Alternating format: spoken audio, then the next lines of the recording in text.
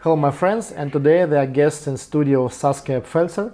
Thank you very much for welcoming us here. And Saskia is very interesting Dutch artist and very wide perspectives of art. And today we talk a little bit about your experience and art. And for me it's very warming when I have a possibility to talk with the artist, because I'm learning all the time. Thank you very much. And welcome. How did you start? What is my first question all the time? Just how did you start with art? Well, as a child, I was always drawing, and my father, he collected the envelopes of the bank and of the friends he had, and he stacked them all in a big basket.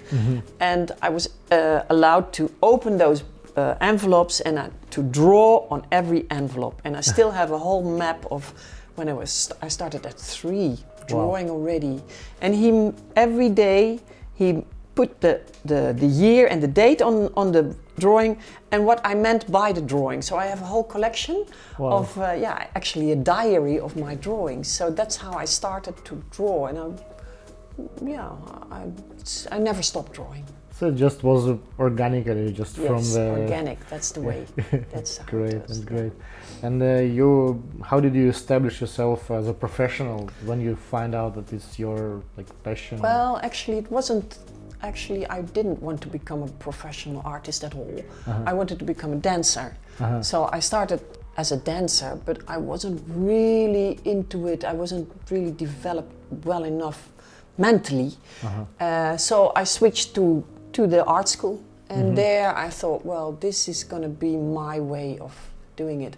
And slowly I started to earn my money with it, and then I thought, well, then why have the basis. So it was also organically, just people find out your art and welcome with some projects. But you said that you also as a dancer. And you still dance. And you still not perform. anymore, but I danced throughout my lifetime really a lot. But now, the last 10 years, I don't. What kind of is it? A modern dance. Modern dance. Yeah, modern so it's contemporary. dance. Yeah, contemporary stuff. Yeah.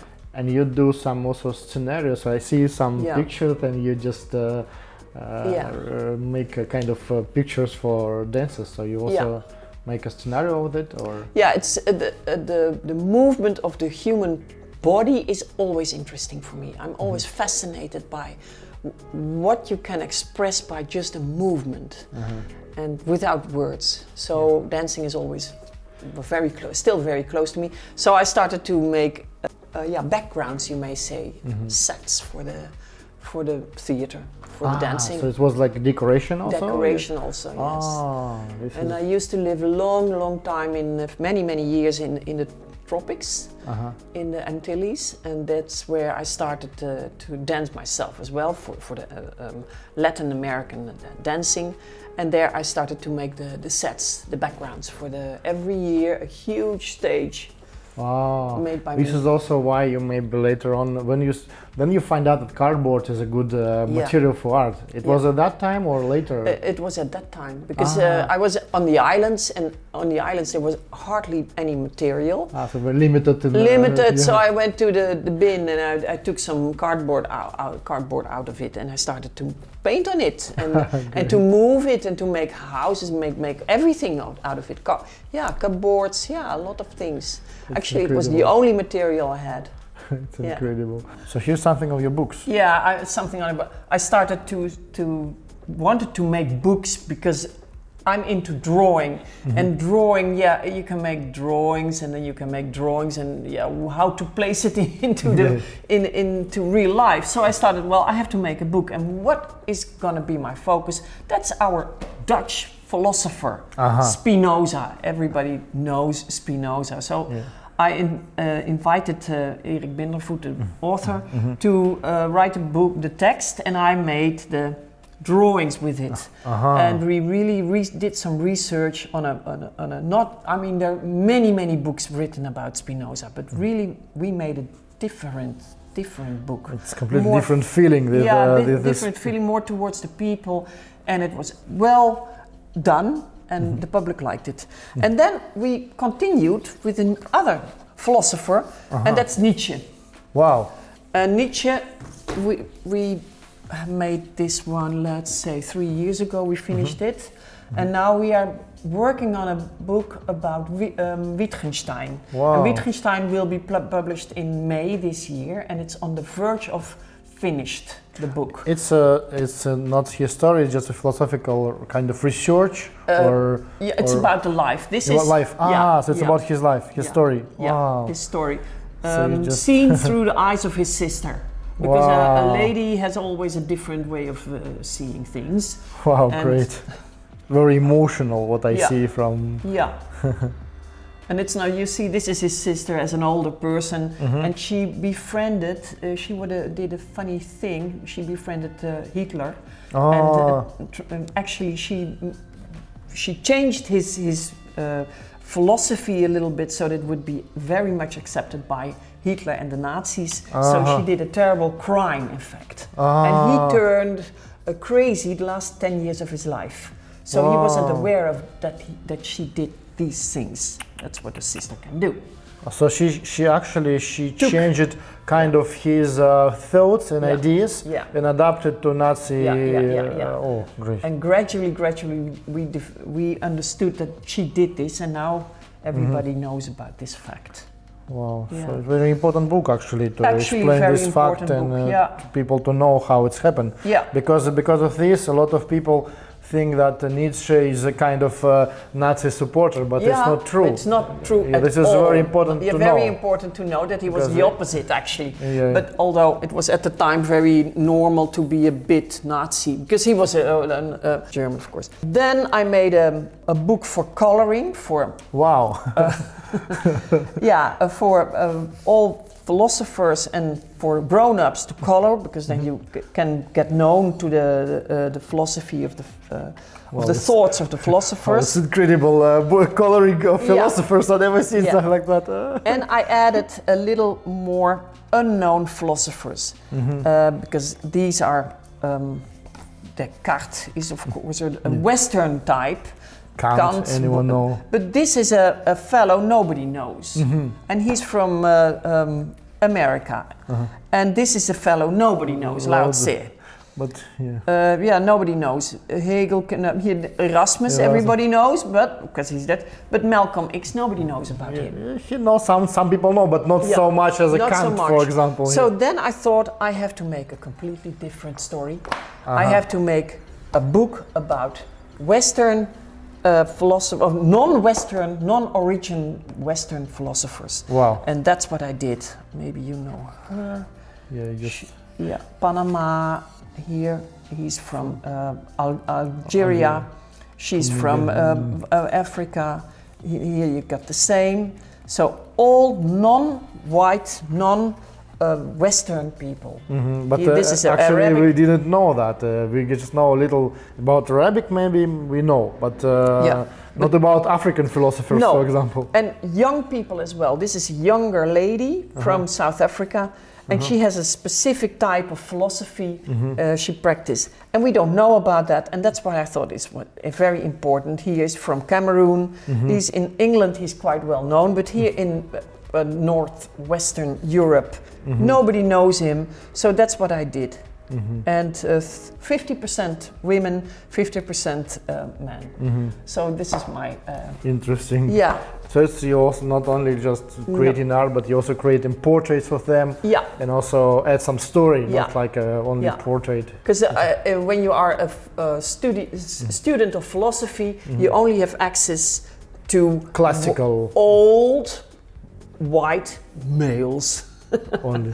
And now I deliver you a wide choice, a variety of possibilities throughout the world. Yeah, actually now time is changing and we see a lot of new ideas, which is also important actually, so we can see more wider. Yeah. It's interesting. Yes. When I just firstly passed when Tineke arrived to your place, I just was very amazed at this idea. Basically, make something from cardboard. It's incredible. So same time it's responsible because you use which no one needs actually, and at the same time you use it as a material, give it second life. Yeah. And it's easily. But I want to ask about the dance more, because what I see through your art, that you also want to show this move in your art, because you also like most of your art is very, how to say, living. It's not like lively. Yes, lively. So you just want to show up how it's smooth. Yes.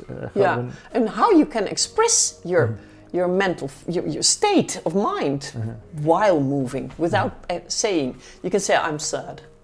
But if you really want to express it, then you have to move to make a movement. Do something. Yeah. Not like sitting and so it's emotion. And also you have so wide range of projects and materials you work, and also you work with ceramics a lot. And how did you get in touch with China? Well, that was because I started out as a sculptress. So that's making portraits, making sculptures, and casting them in bronze. And I did that for 30 years, you know, going to the foundry, and really I'm able to actually I casted every piece of bronze I did myself to lower as well the price for selling, you know. But then the bronze price went up. It became harder and harder, and there was a crash in the market. And so I thought, I have to figure out another material. And so I came to the clay, which I was not at all familiar with. And then I thought, well, I have to do a course in clay, how to manage clay. And then I thought, it has to go faster, and I have to go to the heart of the porcelain, the heart of the clay in the world, which happens to be Jindazen. So I went there, let's say 12, 13 years ago, and I took a plane ticket. Just go. I took a plane ticket. I didn't know a thing. I didn't know what to expect. They just dropped me out of the plane, and I landed on a football field with grass. And I was the only Western person there, so everybody knew. Hey, there is a big, tall lady from the north just landed, and no Chinese. Only Chinese people, but not a Western person. Yeah, I just say that you didn't speak Chinese for that time. No. And how did you discover? Well, then I went to Sambao, to Jindazen, which is the heart of the porcelain, and they gave me a table. And they gave me a bed, and the bed was really hard, but it doesn't matter. And I started straight away with the clay, and I was hooked. And I stayed there for 2 months. Wow. Yeah, I really lived there, and it was one of the happiest moments in my life. Wow, great. Yeah, it was really happy. So it just became a very big connection. With the persons over there, and of course they liked it as well. That is, if somebody is just vulnerable by himself, being there, and only want to know everything about the clay, then you become attached to that person. And so they became a little bit attached to me as well. Yeah, because for them it also kind of new experience. Yeah. Some Western lady arrived here for discoveries. Out of the blue, Yeah. So for them it also like great changing of experience, views. Yeah. Because what I see in China now, and maybe not now, like 2 years ago when I was there the last time, that they also, there's a, how to say, both sides influence. They have some Western influence, and at the same time they transform it through Chinese view. And I seen that in China. But when I came here in Netherlands, I just was very inspired by you and Tineke and all the friends who had this Chinese experience. Yes. And at the same time transform it through your Western experience so far. So it's brings something completely new. Yeah. And what do you think, what is best benefit from that experience for you? For me, it's I always like to go abroad and not to stick to my Dutch roots. So I traveled a lot during my lifetime, and I actually lived in a range of countries. Went back every year for 11 years, 2 months in China, and I discovered myself in a new way. So just rebuild yourself. I rebuilt myself in a new way, which is wonderful. And maybe you can tell some stories about the objects that we can see here. Maybe I'm pretty curious about those, because I like these dancers, or how it was created. And I went to Hungary I went to Hungary, and in Hungary is Kecskemét, and Kecskemét is as well a clay center. And I went there as well for 2 months, and there I made all kinds of dancers. And it's called Hungarian dance. How long time ago it was? This was 5 years ago. So not so... Yeah, not so long, very recent, so as you say that you're recently interested in cardboard, but you're still working on a lot of materials. So same as a stone, for example? Yeah, stone I do as well, but that, I'm used to it. I'm used to the stone, and there's a bronze one, but so I'm used to it. So sometimes when I see a stone and I have a device, I have a device to carve, then I start carving to stone. But these are little jokes. I mean, these are just little theater guys. Tiny, I like it. It's very. And it's a singer, of course, and he's performing for something tragical, and he is something funny as well. A guy with a horse head. And this is the King Louis XIV, of course, the French, French king. It's all nice to make it in clay. But this sculpture is something completely different. Did you make it in China? This is China. This is Chinese, and I did the carving, of course. Wow, I like the leaves. As if kind she's of covered. Tea leaves. It's very tea leaves. Actually, you're right. Yeah, it is tea leaves. Wow. Tea leaves. Yeah. Great. And, it's like not tattoo, but as if it's she grew out of the tea leaf. Relief. Yeah. It's very. I like it because I just see that. The material, the porcelain, and the glaze is. So I just recognize Chinese material easily. Very beautiful. And so the color, of course, is typically Chinese. So it's kind of. So here we have, of course, a little statue of Spinosa. Ultimi barbarorum. You are all barbarian. That's what he said. Spinosa. But what do you think? We said that you love Spinoza so much, but what do you think is his most important idea that people need to know about him? Maybe for those who didn't into philosophy too much. No, well, at the time when he was living 60-something, he lived in Amsterdam, and there was a freedom of speech.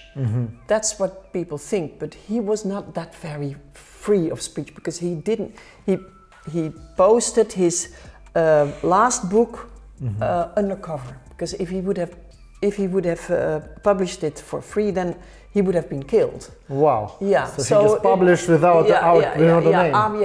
Wow. Yeah. So, and that's very important to know, because we Dutch people, we always think that there was a freedom of speech at the time, but in fact it wasn't.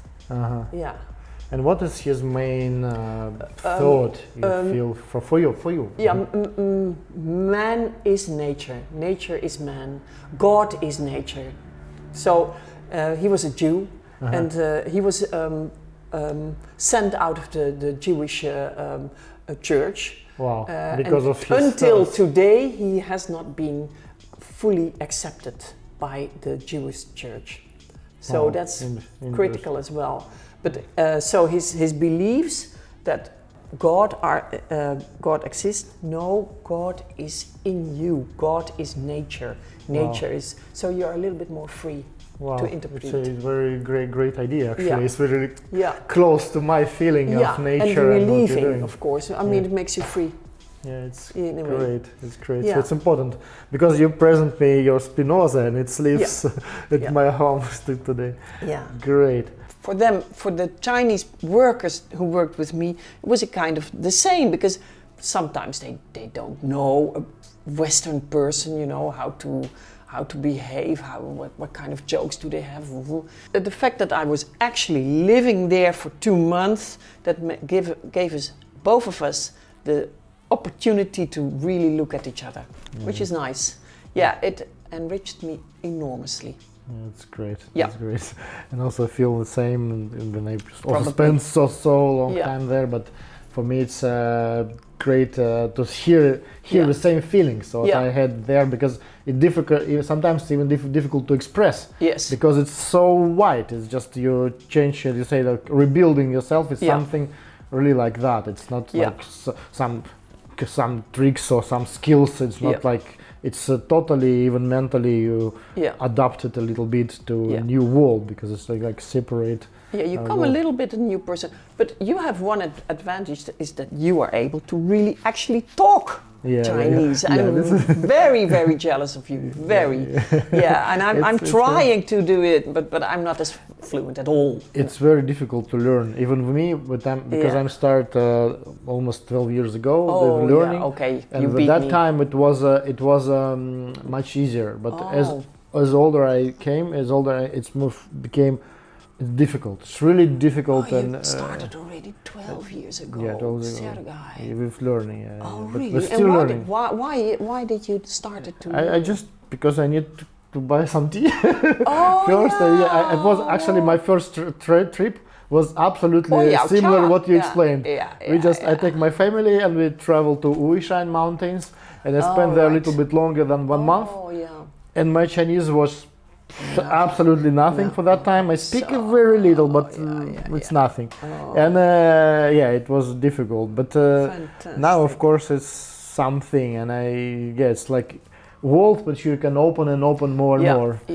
But back to your story, because I just mentioned tea, but you said that your father was into tea. Yeah, my father used to be into tea. My father, my late father, because he passed away a decade ago, when he was a young man, and he's from 1906. That was his birth. Yeah, really old. Yeah. So he went to Indonesia, and as a young man, he was into tea. And he had a farm there, and every morning he told me, when I was a tiny little young child. So you also used to live there in Indonesia? No. He as a young man, he used to live there. And then the war came, and then he was in a Japanese camp over there.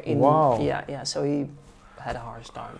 But before that time, he told me we used to get up at 6, and then I climbed my horse. Wow. And we rode through the fields of the tea, and we checked it. And I still remember in my childhood huge wooden boxes to pack the tea. Yeah, yes. So did you have these boxes? Not. I had these boxes, yes. With tea? Yeah, with tea. Yeah. Wow. But not anymore, of course. Not anymore, of course. Because no. If you have it now, you know the price. I would have been a millionaire. Yeah. Because it's old tea. It's very valuable.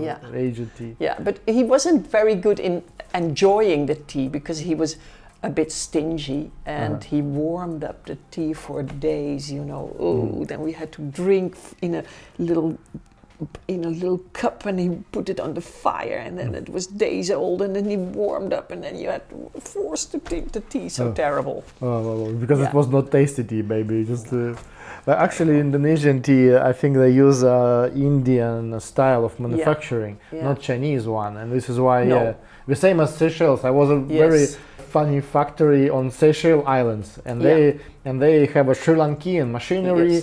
And I think maybe they have in Indonesia same way of manufacturing. So this tea maybe was not very good quality. So but he wasn't into the quality of the tea. He was more into the diseases of the tea. As a biologist. As a biologist, he had to check on the diseases, because the moment you have a disease in your tea, then you have then the whole market can be demolished, because it happened with the coffee.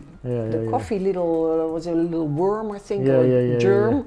Well, the whole coffee market fell down. Even now, collapsed. I heard that like 2 times or 3 times the price growth of a coffee. Yeah. But it's good for us. It's good for us, of course. Sorry, coffee. Coffee, guys. This is a funny one, because this is where you're looking at. Is at the dentist, at the doctors. Have you ever been sick in China? It's really dangerous. Luckily not. No, because but I've seen some doctors who just walk on the street. Outside, and they just people go around. Yeah, everybody checks what the doctor sees. So the doctor, you open your mouth, and everybody starts looking into your mouth. And you have this experience. Yeah, of course. Yeah. I had an ulcer on toe ones, and I had something on my ear, and everybody started looking in my ear and giving comments.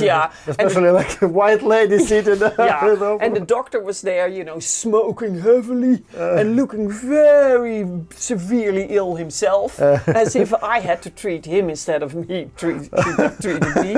So I made all kinds of drawings of that. Yeah, crazy. And it was really funny. And waiting in the station. The people, just look around all the time. Yeah. Wow. And especially, intimate surgery as well. Everybody was watching what the doctor did. Yeah, it was really funny. So, And he just keep it in his small bag like that. Yeah, it's good. Yeah. How you can show that emotions in very simple way, but it's easily recognizable. Yeah. I like this also. Chinese roofs. Also like this. It's just living street of Zindejan. Yes. And I made every week 2 or 3 blogs, and I published as well the drawings with it. So it's kind of limited edition. This is a train. Yeah, in the train. You also traveled with train. Yeah, and then so you get the whole the whole thing. Experience. Yeah. Wow, perfect. Wow, is it Guilin? Yeah, Guilin. You know very well. I traveled a lot also, so amazing. I just recognized, and it also on the 20 yuan money banknote. There is also the same picture. Yeah. So it's very famous place in China. Yeah. Wow, great. Guilin. So it's always enjoyable to make drawings there. That's what I did throughout the. Also, we see here very interesting poster. Yeah. So it's from the exhibition. Yeah, I had an exhibition, and I had as well a lecture there. So I gave lectures about my work, and this was one of the posters. Mm-hmm. And I created. There were more figures, so we chose these ones, and I invented actually a whole new family, more or less, of living in a big palace. Wow. And they look a little bit Chinese, but they are not. You made that in China also? No, or I you made it here. and actually here in this in this studio. Wow. But I invented. It's all fantasy, these guys. But I like it. Yeah. It's so transformed, because some like this woman look like African woman a little bit. Yeah. But this guy a little bit like maybe Zoroastrianism or Arabic a little, but also Chinese. So it's very wide range of. And they form the inhabitants of a castle where everybody, the servants are there, but the big lady is there, the king is there, and the king has as well his servants, and you have the daughter of the king, and you have the son of the king, and the knights, the whole family, And back to the art, because you worked with so many different materials. What does inspire you much now? At this very moment, it's the cardboard. The cardboard is interesting because of the climate problems. We are demolishing the globe, and we are buying too much, and we are having too much garbage. Everybody has every day almost a big bag of garbage. How is that possible? Because you don't reuse what you can reuse. And it's not that I have a message or a belief, but it happens. You just feel it. I just feel it. I just feel it, that you can reuse the cardboard for anything. You don't even can use it for making art, but you can make a cupboard, you can make a table, you can make a chair out of anything. Even the furniture. Yeah, so and only make sure that it doesn't get wet. If it doesn't get wet, it can remain for years. Actually, I really respect this idea and this concept, because I can't call myself very responsible in recycling, but what we're doing by a company in Russia and here also, we collect all the cardboard, we never throw it away, and we try to reuse it as more as we can. For example, when we supply it to our franchisee, we send it to them, they collect it, and we get it back again. And the same in the big cities, if we supply few tea clubs, we also collect again and use it as still can be used, we use it again and again.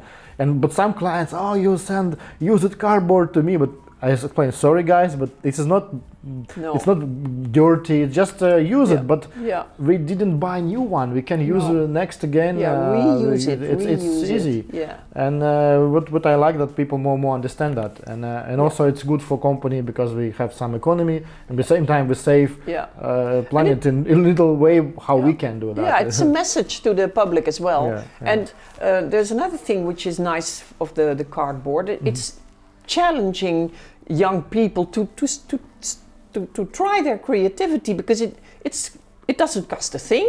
So you can start cutting in it, and you can start playing with it, and you can start doing anything. And if it doesn't work out the way you want it, you just reuse it, or you just, it's more challenging than anything else. Yeah. So you just paper, it can be costly. Cardboard, it doesn't cost a thing. Yeah. You can just easily go out and just take gather it. Yeah. Every corner of the street we have a whole load of cardboard. Yeah. And I'm interested about because we're sitting nearby these portraits of people. And can you tell a little story about this? I used to have collection. I used to live a long time on one of the islands of the Antilles, and it's called Sint Eustatia. Sint Eustatius, actually. And it's a very tiny little island, and it's Dutch. And every year we went there in January till February, something like that. So I started to do every year drawings, and this particular year I drew the man on the island, and the other year I drew the interior of our tiny little wooden house. And the other year I used to draw the goats. So this is a collection of the man from Sint Eustatius. So this is just really portraits. And when I look at the guys, then I still remember who they are. Like that fellow with the yellow teeth. And this was a butcher. A butcher. And he told me to. He slaughtered the donkeys, because you have white donkeys and you have black donkeys, and actually the black donkeys were better taste than the white donkeys. So that's my life in the tropics. So you just go to a new place and create something which surrounds you and just interflect something, reflect something. Okay, this is a queen and a king, as well made in Hungary. Yeah. Also in Hungary. So this is in Hungary. But these are the portraits I made throughout my life, and they depict people who are very close to me. Like this is my father, this is my late husband, and this is my formal husband at the time. So I make a lot of portraits of everybody now and then, and so this is just a choice. I see, I see. So this is like your... Very old. This one is already, let's say, 35 years old. And this one as well. And this one is just, let's say, 10 years ago. So I collect them because it's a kind of diary of my life. Wow. Yeah. Great. Also, I just find small detail that on the queen, there is a flower from China. A flower from China. Yeah, well, you can add all kinds of things. Sometimes I glue other things on top of it. Like this is a Moroccan tile on top of the but this the is head. Great. It's like a crown. And I was figuring that these people could as well be homeless people. But you can see as well. You can look upon them as well as a king and a queen. Or homeless people. Sometimes homeless people look as well as a queen and a king. Wow. But they don't feel like it, of course. It's great how you can transform the view on the same thing. Yes. Just look in other angle and you just recognize something completely new. And what is your, maybe because you do a lot of performances and exhibitions, what is your most remarkable, and you can tell about some? The most remarkable exhibition and performance is still going to be, because that's within 2 weeks we're going to have in near Brussels. We're going to have an exhibition of memories of China, and I made 6 lady figures of clay, Uh-huh. and I, as a goddess of the northern part of China. I went to 3 years ago, and for that exhibition, we're gonna gather again with the same group who went there 3 years ago, and I hope that everybody's gonna be there, except for the Chinese people, of course. And I made for that, especially for that exhibition, I made a samurai guard on the horse, out of cardboard, and I'm gonna sing a song at the opening, and the mayor is gonna open it. A mayor of Brussels. Yeah, Wow. not maybe So I don't know what. Anyway, he's a mayor of something. But I'm gonna sing there a short Chinese song while being at the side of the samurai guard. Yeah, nice. So it will be something. Yeah. Lyrics and music. Jiang Dalai. 这么奔去在辽阔的草原湾，刚强劲舞站到梁山上，错过的山山水水亮着我的心，绝不容豺狼来侵犯。阿爸，帮我一战马，阿妈，给我缝补衣裳。进来的姑娘向我嘲笑笑，喝一杯奶茶饮一声。You still, what I like that I think for my view, the perfect artist all the time searching for something, and which is why when you told that, I will create the best performance will still in, so just always in the near progress.